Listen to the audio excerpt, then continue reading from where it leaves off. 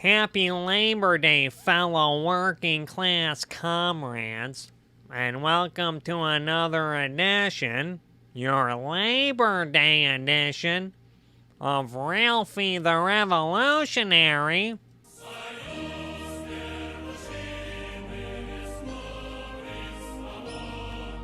I'm your host, Ralphie the Revolutionary, and today I want to talk about all of the wonderful things that we enjoy, all thanks to organized labor, and unions, and the workers. You know, not all workplaces enjoy organized labor. Sometimes working conditions are really bad, which is why we need more unions and workplace democracy. One example of this, I don't know if you guys know this, but you remember those colorful trapper keepers and school supplies that you probably had as a kid? I think it was Lisa Frank. Yeah, remember all these cute little trapper keepers and notebooks and folders and pencil boxes? And had all these colorful little bears and unicorns and dolphins and panda bears and wolves. What else is in here? Penguins? Dolphins? Aliens? Anyway, you probably didn't know that all of this cute little stuff was essentially made with slave labor. Yeah, it turns out, I remember reading an article about this way back in the day, back in 2013, about the ugly business of being cute. From an article on Jezebel, titled Inside the Rainbow Gulag, the Technicolor Rise and Fall of Lisa Frank. You know, I actually reject this framing as Rainbow Gulag. Because, you know, the gulags were actually, they were actually, if you don't believe in this neoliberal propaganda, like that book, the Gulag Archipelago. My Gulag Archipelago, about the alleged horrible conditions in the gulags in the Soviet Union. You know, they actually, if you actually read the history, instead of neoliberal propaganda, you would know that the gulags actually treated their prisoners much better than prisoners get treated under capitalism. Yeah. Even if the conditions were as bad as illustrated in Gulag Archipelago, you know, those prisoners probably deserved bad conditions because they're probably traitors to the working class. But not everything like Lisa Frank notebooks, not everything in society is made with slave labor. Like the Rainbow Gulag. You know, a lot of the movies and television that you enjoy these days, like those fancy Marvel movies that you're probably all enjoying, those would not be possible without organized labor. So this Labor Day, if you're watching one of these fancy movies, you should really thank a union. And you know, I actually don't know how anyone enjoys movies these days. You're watching the crap that comes out of Hollywood, of nothing but a bunch of neoliberal propaganda. A lot of these movies are straight up right-wing propaganda, contrary to what these conservatives talk about when they say Hollywood is run by the left. Like, a lot of people are hyping up this new Elvis movie with Austin Butler. Austin Butler! You know, when I watched that movie, Elvis, you know what I saw? I saw a movie about an illegal immigrant who was scheming a God-loving American family from the heartland out of their fortune while destroying a beloved American culture icon. I mean, if you ask me, this Elvis movie sounds like something you'd see on Fox News. And that's not good. That's not good. You also have this Top Gun Maverick movie. Top Gun Maverick, movie of the century. Everyone likes it because of the big, fast planes. The fast planes. When I watched that movie, Top Gun Maverick, all I saw was a 2-hour commercial for the military-industrial complex. And that's not good. That's not good. Reading that it made billions of dollars in profits.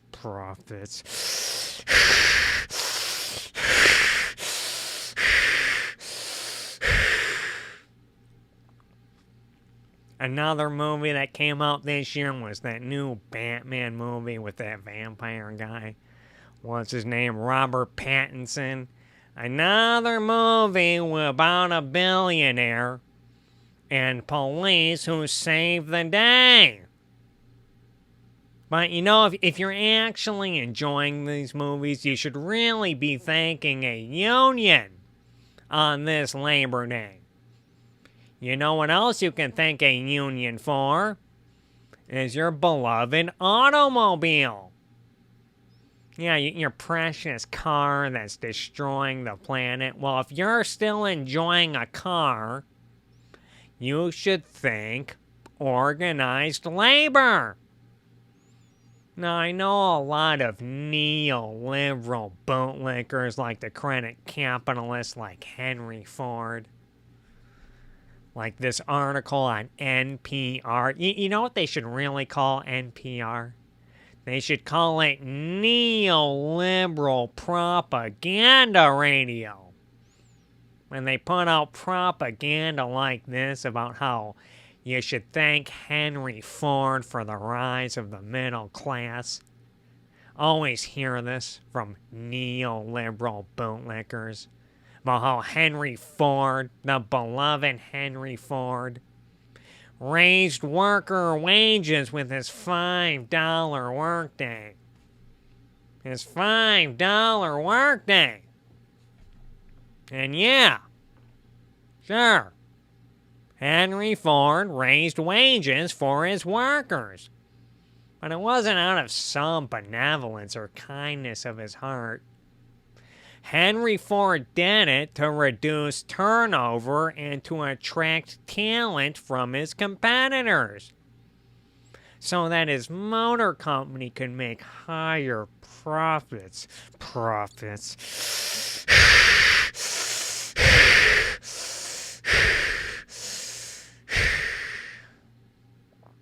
And a lot of people, they take this anecdote about Henry Ford raising wages, and then they ask, do we really need organized labor and unions to pressure companies and greedy businessmen like Henry Ford to raise wages? Do we really need organized labor or the government mandating a living minimum wage? When under capitalism, greedy businesses seem to do it anyway. You're seeing this a lot with Walmart, too. A lot of people praising Walmart because they're raising their wages, especially for truckers. You know, do we really need a Teamsters union if truckers are getting a pay raise? But Walmart is only doing this so that they can make higher profits. And so some people ask, a lot of neoliberal bootlickers ask, do we really need organized labor and price controls from the government when businesses under capitalism raise wages anyway? Isn't it good that workers make more money under capitalism? And I would say, no, it's not. Not if greedy corporations are making profits. Which really just leads to wealth inequality, and that's not good. That's not good. You know what else you can thank for organized labor on Labor Day is professional sports. Like the National Football League, which is about to start pretty soon. Yeah, when you watch professional football, what really makes it special is the fact that the players are organized labor. Do you guys really think it's the greedy billionaire owners who want to put a winning football team on the field so that they can sell more tickets and beers at the concession stands and football jerseys and other kind of merchandise and Madden video games and advertisements on broadcast games? Also, they can make higher profits. Is that what you think makes the NFL special? No! It's organized labor. A lot of people like to praise Tom Brady because he won like seven Super Bowls, 7 football championships. You know, Tom Brady, yeah, he won a lot of Super Bowls, but you know who you should really thank for all those Super Bowls is the Players Union. You know what else you can thank organized labor for? Is your lap dances now. According to this article from KTLA, it looks like strip clubs are starting to unionize. So next time you pay a dancer to shake her boobies in your face, now you don't have to give her a tip. And no, not that kind of tip, you sick freaks. Show some respect. I'm talking about money. You don't have to give the dancer a tip anymore for shaking her boobies in your face, because now, thanks to organized labor at strip clubs, now you know that those dancers are making a living wage. You know who else you can thank a union for on this Labor Day? Is your breakfast cereal. Yeah. All those Cocoa Puffs and Rice Krispies and Corn Pops and Honey Nut Cheerios and Chex Mix and Frosted Flakes and Corn Flakes and Frosted Mini Wheats and Fruity Pebbles and Fruit Loops and Honey Sugar Smacks. All those beloved breakfast cereals you enjoy. It was made safe with organized labor.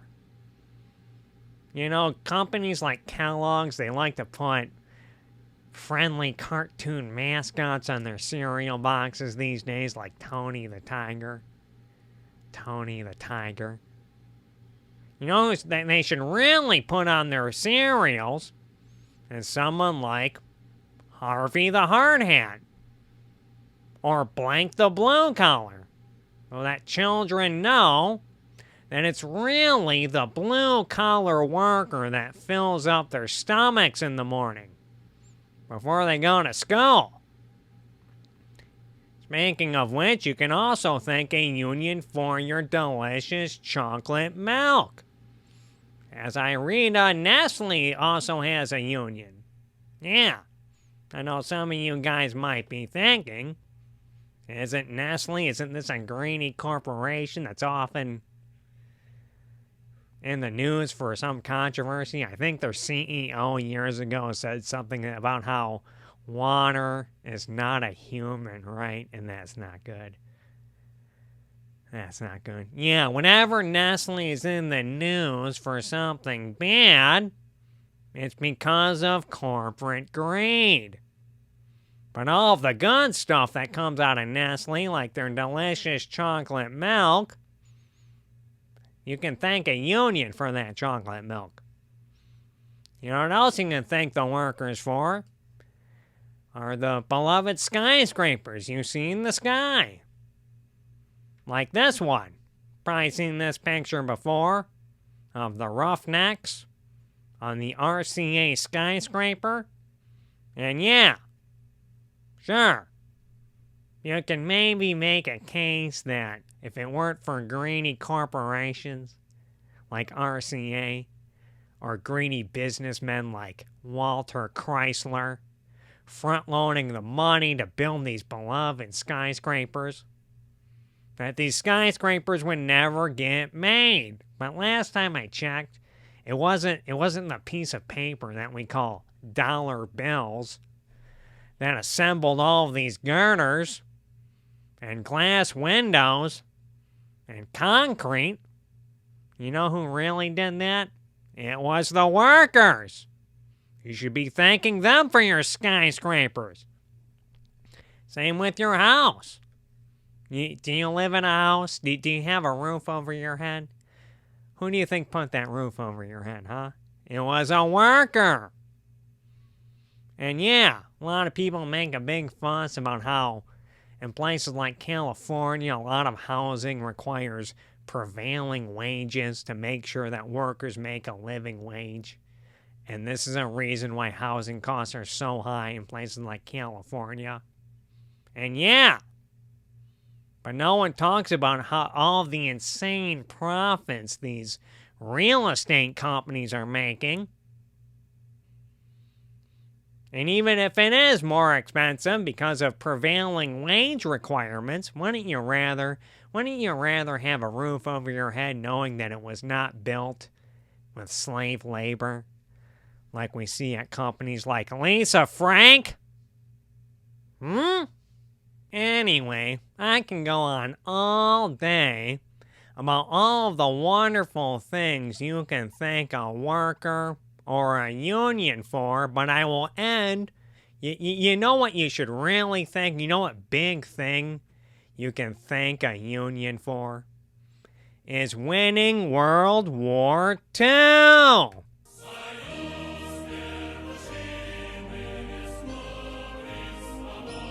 Yeah, I mean, the Soviet Union, which was essentially a big union of workers, it was the first country built in the name of the working class.